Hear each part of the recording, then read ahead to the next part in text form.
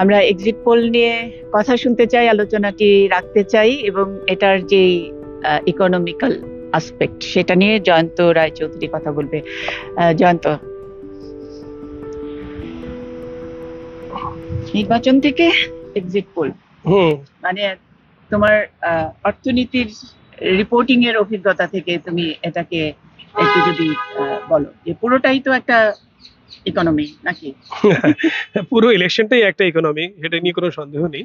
কারণ অবভিয়াসলি এটা একটা বিরাট বুস্ট দেয় যে কোনো দেশের জিডিপি কে। কারণ অনেক খরচা হয় ইলেকশনের, অফিসিয়াল খরচা ছাড়াও প্রত্যেকটি পার্টি খরচা করছে, প্রত্যেকটা ক্যান্ডিডেট খরচা করছে। তাছাড়া যে কনজিউমার যারা গুডস বেচে তারাও যথেষ্ট খরচা করে। এইটা একটা মৌকা যখন তারা অ্যাডভার্টাইজমেন্ট করে, কারণ ইলেকশনের খবর পড়ার জন্য সবাই খবরের কাগজ পড়ছে, সবাই টেলিভিশন চ্যানেল দেখছে, এবং এই জন্যেই ইকোনমিটা একটা ছোটখাটো বুস্ট পায়।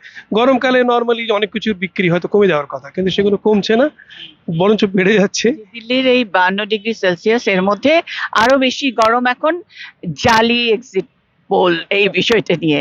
আমরা এখনকার যে ইকোনমিটা দেখি, তুমি টেলিভিশন চ্যানেল এগুলোর কথা বললে, আগে তো 2014-19-এ একরকম ছিল।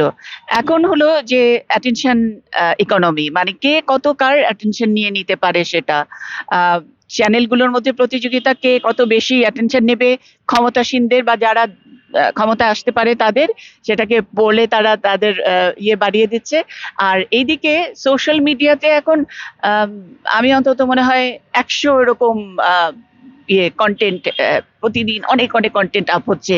কেউ জালি প্রমাণ করছে, কেউ বলছে না এটা অমুক চমক। এই সিরিয়াস মিডিয়াগুলোকে সবাই চ্যালেঞ্জ করছে, এটাই অনেক লাখ লাখ শেয়ার হচ্ছে। এই ব্যাপারটি তোমার কাছে কেমন লাগছে? প্রথমে বলি যে এক্সিট পোলের সম্বন্ধে। এক্সিট পোলের একটা পদ্ধতি থাকে, একটা স্যাম্পল সাইজ সিলেক্ট করতে হয় এবং র্যান্ডমলি সিলেক্ট করতে হবে, যাতে মানে আমি যাকে চিনি তাকেই যে আমি এক্সিট পোলের সমীক্ষা করলাম তা হলে তো হবে না, তো অচেনাদের করতে হবে।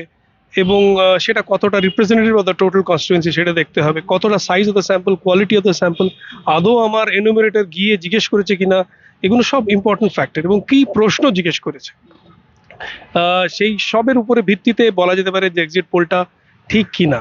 একটু পরিষ্কার করি বাংলাদেশের দর্শকদের জন্য, মানে ভোট দিয়ে বের হয়ে আসার পথে ভোটারদেরকে জিজ্ঞেস করা, মানে ভোট ফেরত সমীক্ষা যেটা বলছে, কোন ভোটারকে জিজ্ঞেস করা।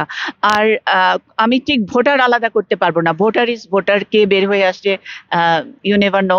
বাট আমি অ্যাজ এ বলছি যে ইন্ডিয়ানদের মধ্যে কি মন খুলে কথা বলার কোনো নজির, মানে আমরা বলি যে দেয়ার ইজ 3 লাইস, এটা হলো স্ট্যাটিস্টিক্স এর মধ্যে, যে স্ট্যাটিস্টিক্স আমরা যত পরিসংখ্যানই করি না কেন, তার মধ্যে তিনটা মহা মিথ্যা থাকে, মানে কেউ ঠিক করে কথা বলে না। সুতরাং এই পরিসংখ্যানটাই তো এক্সিট পোল। তুমি কি বলতে পারো যে ভারতীয়রা অনেক বেশি ওপেন, অনেক বেশি বোল্ড, অনেক বেশি কথা বলে আসে, যাকে ভোট দিয়ে আসলাম তার কথা ঠিকঠাক করে বলে দেয় অন ক্যামেরা, বা যারা ইয়ে নিতে আসে, মানে স্ট্যাটিস্টিক নিতে আসে? অন ক্যামেরা বলে না, তবে স্ট্যাটিস্টিশিয়ান যদি ঠিক করে জিজ্ঞেস করতে পারে তাহলে বলে। প্রশ্নটা সেখানে না, প্রশ্নটা হচ্ছে যে এটার যে মেথোডোলজি, যারা যারা টিভিতে যেগুলো আমরা দেখেছি তার মেথোডোলজি আমরা জানি না, অ্যাকচুয়াল স্যাম্পল সাইজ আমরা জানি না, ক্লেম স্যাম্পল সাইজ আমরা জানি। কেউ একজন বলেছেন যে 1 কোটি লোককে নাকি সে ভোটারকে জিজ্ঞেস করেছে, উইচ ইজ ইম্পসিবল। আমি না, এত কম সময়ের মধ্যে পসিবল না। এই সবকটা কারণের জন্য প্রত্যেকটা এক্সিট পোলের উপরে একটা প্রশ্ন চিহ্ন রয়েছে। আপনি যেটা বললেন যে এরা কি খুশি করার চেষ্টা করছে কাউকে, সেটাও একটা প্রশ্ন। চ্যানেলগুলো আমরা তো সেটা বুঝতেও পারছি, দর্শকরা তো বোকা নয়, দর্শকরা ভাবতে পারে কিছু।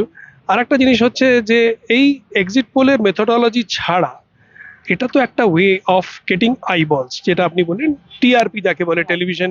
তো সেই জন্য এক্সিট পোল সবাই করছে, এবং সেই জন্য সে খেলিয়ে করছে, সে সাসপেন্স রাখছে এই স্টেটের এত, তারপরে একটু অ্যাডভার্টাইজিং ব্রেক, তারপরে আবার বাণিজ্যিক ব্রেকের পরে আবার আসছে করে গিয়ে শেষমেশ রাত্রি 12টার সময় বলছে হ্যাঁ না বিজেপি জিতে যাবে, বা কংগ্রেস খারাপ করবে না, বা খারাপ করবে, যাই হচ্ছে যা বলছে।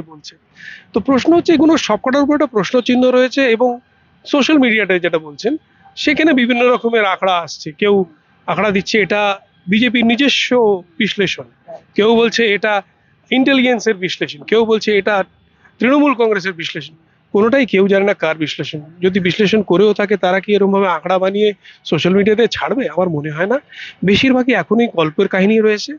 কালকে সকালবেলার আগে কেউ কিচ্ছু জানতে পারবে আমরা না। একদম কালকে সকালবেলার আগে পর্যন্ত কিছু তোমাদের কাছে মানে ওইভাবে জানতেও চাচ্ছি না কে জিতছে কি, কিন্তু এটার একটা যে সিচুয়েশন চলছে যে সব লোক এই গরমের মধ্যেও আরো ঘেমে গরম হয়ে যাচ্ছে, যে এক্সিট পোলে কে কি বলছে এই আলোচনা, মাথা গরম অনেক বেশি এখন দিল্লির টেম্পারেচার যতটা না বেশি।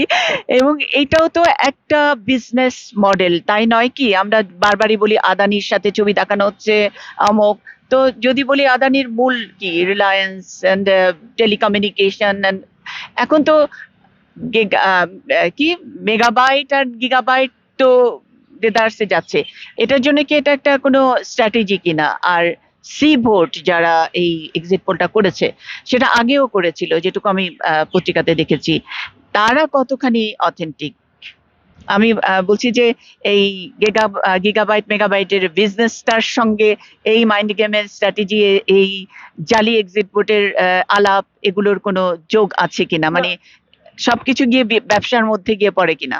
কেউ না কেউ কোনো না কোনো এক্সিট ভোটে ঠিকই বলেছে। 2014 ভোটে চাণক্য, সি ভোটার একমাত্র না, অনেকগুলো আছে। আগে এসিস নিয়েলসেন ছিল, সেটাও চলে গেছে, আরো অনেক নতুন নতুন কোম্পানি এসছে। কিছু না কিছু কোনো না কোনো ভোট তারা ঠিক বলেছে, বাকি ভোটগুলো ভুল বলেছে। যেমনি আমি 2021-এ গেছিলাম কলকাতায় পিটিআই এর পূর্ব ভারতের প্রধান হয়ে। সেই সময় যেটুকু দেখেছিলাম, প্রত্যেকটা চ্যানেল ভুল বলেছিল, প্রত্যেকটা এক্সিট পোল ভুল ছিল। মমতা জিতলো তো বটেই, একটা অসাধারণ মার্জিনে জিতলো, যেটা ভাবা যায়নি।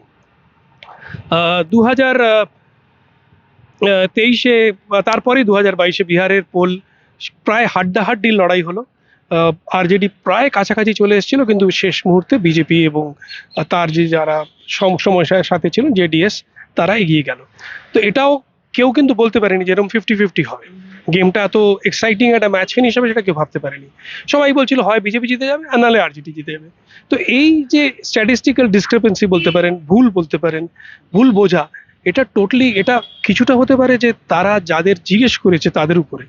আমি যদি এখন মুন্নি সাহাকে জিজ্ঞেস করি আওয়ামী লীগ জিতবে না বিএনপি জিতবে, সে বলবে, সবসময় বলবে আওয়ামী লীগ জিতবে। তো সেই জন্য এই প্রশ্নগুলো একটা ধারণা, এটা একটা পারসেপশন। এটা একটা পারসেপশন। তো সেই রকম ভাবে এইগুলো যে এক্সিট পোলগুলো হয়েছে সেটা কতটা সঠিক সেটা কালকে জানা যাবে, তার আগে জানা যাবে না। আমাদের নিজেদের ধারণা, অনেকেরই ধারণা যারা এই নিয়ে কাজ করি, যারা সেফোলজি, বলবো না যে আমি সেফোলজিস্ট, কিন্তু যারা আঁকড়া নিয়ে কাজ করি, তাদের ধারণা যে আঁকড়াগুলোর মধ্যে কিছু না কিছু হয়তো অতটা ভালো নয়, কোয়ালিটি অফ ডাটা অতটা ভালো নয়, যে জন্য হয়তো সমীক্ষাগুলো সে একদম সম্পূর্ণরূপে বিশ্বাসযোগ্য নয়। তুমি একজন মানে সিনিয়র জার্নালিস্ট হিসেবে অনেক দেখেছো, এবং সেই সুবাদে তোমার কাছ থেকে আমার নিজের কৌতূহল এটা। আমি জানি যে যারা আমাদের প্ল্যাটফর্মে এটা দেখেন তারাও এরকম একটি প্রশ্ন মাথায় আসতে পারে। সেটি হলো এই যে এক্সিট পোল গুলো দেখিয়ে বাড়িয়ে দেখেছে, তুমি 2021-এর পশ্চিমবঙ্গের কথা বললে, কোনো চ্যানেল বাড়িয়ে বলেছে, কোনো চ্যানেল একেবারে ডুবিয়ে দিয়েছে, এবং তার পরবর্তীতে এক্সিট পোলটা ঠিকঠাক অতটা কাছাকাছি যায়নি, তবে জনগণ যা রায় দিয়েছে সেটাই হচ্ছে। এটার পরবর্তীতে এই মিডিয়াগুলো কি কোনো সাফার করে? তার মানে যারা ক্ষমতায় আসে তাদের পক্ষে বলা মিডিয়াগুলো কি কোনো মাইলেজ পায়, আর যারা বিপক্ষে বলেছে বা জনগণের কথা বলেছে তারা কি কোনো সাফারিংস এর মধ্যে পড়েছে? এটা অন্য মানে অফ টপিক হতে না পারে। না, অফ টপিক না, একদমই ঠিক কথা। কারণ television is a transient media, সেজন্য এটাকে ধরে রাখা যায় না। এটার কিছুদিন লোকেদের মাথায় ক্ষমতায় এসে তারা এটার প্রতিশোধ নেয় নাকি? এটা না, যদি খুব মোটা দাগে আমি না সেটা হয় না, সেটা বোধহয় হয় না। ক্ষমতায় এসে প্রতিশোধ নিয়েছে শুনিনি আমি এখন অবধি। রিওয়ার্ড হতে পারে কি হতে পারে না আমি বলতে পারবো না, কিন্তু হ্যাঁ, পাবলিক পারসেপশন, সেই ট্রানজিয়েন্ট যে খবরটা ছিল যে অমুক জিতে যাবে অমুক হারবে, সেইটা হয়ে যাওয়ার পরে আর খুব একটা মনে রাখে না। খবরের কাগজের পক্ষে এটা উল্টো হয়। খবরের কাগজের যেহেতু ওটা একটা এক্সিস্টেন্ট মিডিয়া, আর সেটার কাগজ লোকেরা বাড়িতে অনেকদিন জমা করে রাখে, সেই জন্য লোকেরা বলে দেখেছো অমুক খবরের কাগজ ভুল বলেছিল বা অমুক খবরের কাগজ ঠিক বলেছিল। সেই জন্য খবরের কাগজরা ওই রিস্কটা নেয় না খুব একটা।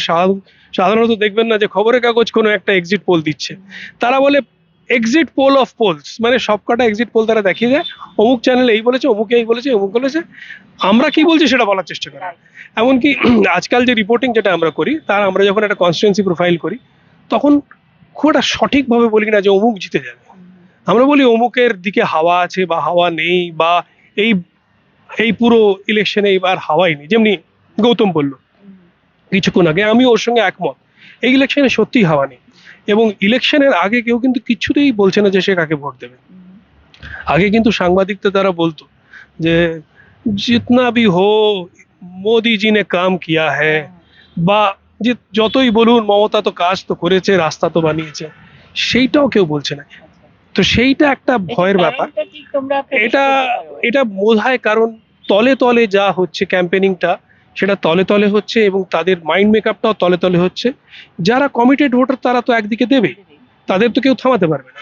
কিন্তু যে ফ্লোটিং ভোটটা, সেটার সংখ্যাটা বেড়ে যাচ্ছে, কমিটেড ভোটারের সংখ্যাটা কমে যাচ্ছে, এবং সেই ফ্লোটিং ভোটটা লাস্ট দিন অবধি দেখছে যে কাকে দেব, সেই জন্য সে কিছু বলছে না।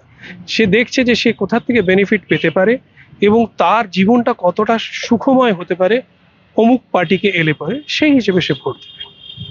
তার মানে এক্সিট পোল নিয়ে যে লাইক শেয়ারের একটা গেম চলছে বা বাণিজ্য চলছে, সে হাওয়ায় অনেক পত্রিকাগুলো অনেক সময় সেফ খেলতে হয়, কারণ এটা একটা আহ, উম, আহ, অনেকটাই স্থায়ী এখনকার মিডিয়ার যেসব বিচারগুলো বলি। আর আমরা যেসব সোশ্যালে আছি সেগুলো হাওয়া মিডিয়া, হাওয়ার সঙ্গে তাদের ব্যবসা চলে, হাওয়া বিক্রি করে ব্যবসা চলে, হাওয়া যেখানে নাকি ব্যবসা ভালো হবে সেটার দিকেই তারা মতামতগুলো দেয়। সুতরাং যেই চুপচাপ এবার হাওয়াটা একটু গুমোট, আসলেই গুমোট হাওয়াটা এবার ভোটের আগে বা ভোটের রেজাল্ট পর্যন্ত আছে। এই গুমোট হাওয়ার কথা কেউ বলছে না, কারণ গুমোট হাওয়ার কোনো কাটতি নেই।